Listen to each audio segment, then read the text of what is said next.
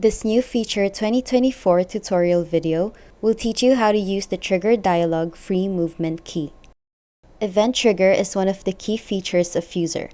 Now you will have an easier and faster workflow when editing your dialog template and be able to make sure everything is aligned.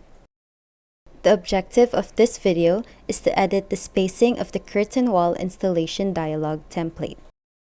So first step is to go More Options, search for Event Trigger. In the Trigger menu, click the Curtain Wall Installation.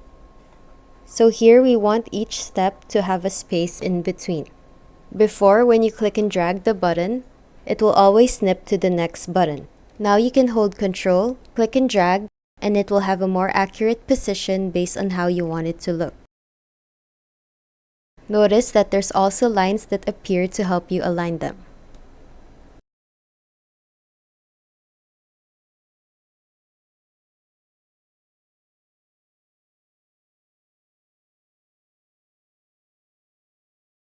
Now you have a much better template.